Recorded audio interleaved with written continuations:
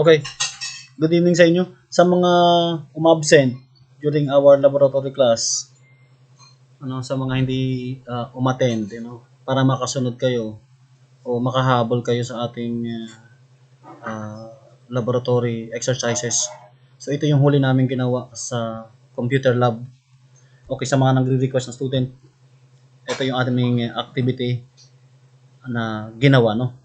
So yung huli ay VLOOKUP activity. So ang ginawa namin, nag-create kami ng ito na, pakisundan lang. So create ka ng another sheet, move or copy, same content, same copy. So rename mo siya as VLOOKUP, no? VLOOKUP. So yan yung activity namin na ginawa. So dito sa kanang bahagi, nag-create kami ng EEID as our lookup value. Then full name, job title, department, business unit, gender, ethnicity, age, hire date, annual salary, bonus, country. So kung mapansin niyo ito yung record, parang 201 files, no? Pero ang data na to ay nasa libo, no? So madali nating makontrol with the help of VLOOKUP formula, no? Okay. So dito sa ID, lagyan natin ng highlight para kita natin yung EEID natin, yung magiging lookup value natin. So dito sa full name, i-formulate natin hanggang dito. So anytime na mag-type tayo ng employee ID, lalabas dito sa area 2 yung result, no? So paano natin gagawin yun? So sa full name, so equals VLOOKUP, open parenthesis, i-click natin dito sa ID, comma, i-highlight natin yung data natin pakanan, pababa, no? So highlight natin, kunin natin yung data natin hanggang huli. Okay. Sa mga absent, sir, nasaan po? May video po kayo, ito na. Ito na yung na-request niyong video. Sabi ko, kailangan pa ba ng video? Sabay, kailangan daw. Sige. O, ito na. So, comma. So, anong kasunod? Kukunin natin yung column index number.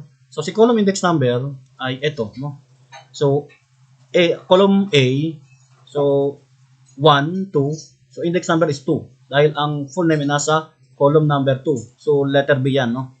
Pero, in number, pangalawang column yan, ano? So, matatagpuan sa pangalawang column si full name or employee name, comma, false, for the exact match ng ating sinesearch. So, enter nyo lang siya. Okay, NA, bakit? Dahil, kung wala pa tayong sinesearch as our ID, no? E0001. Kung mag-search tayo ng E001, siya si Emery Acosta, no? So, tumatama tayo. Ayan, yung ating sinesearch, no? Si Emery Acosta. Okay, ngayon, para makuha natin the rest, i-drag lang natin to. Okay? And then, ibahin lang natin. Job title, itong ating lookup value, iuusog lang natin sa ID. And then, itong ating table array, sasakupin lang natin to, yung data. And then, itong ating column index number, i-change lang natin into 3 dahil matatagpuan sa column 3 si job title.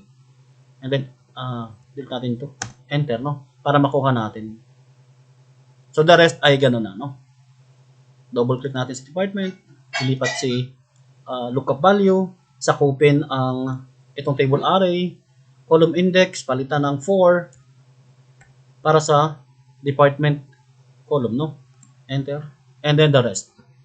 So ganun yung ginagawa natin ito yung huling activity natin. Sa mga absent at hindi nakapasok or may mga emergency para makasabay kayo, no? Masundan niyo yung lesson namin. So ito yung aming activity na ginawa sa computer laboratory.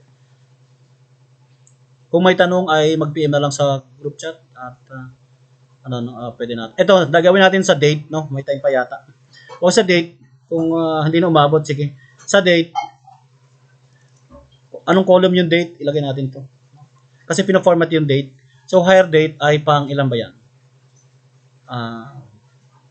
Ito ay 2, 3, 4, 5, 6, 7, 8, 9. No? Pang 9 siya. So, dapat ay lalabas ay date, no? Sakupin natin yan. Okay. So, ipo-format natin to kasi hindi siya naka-format as date.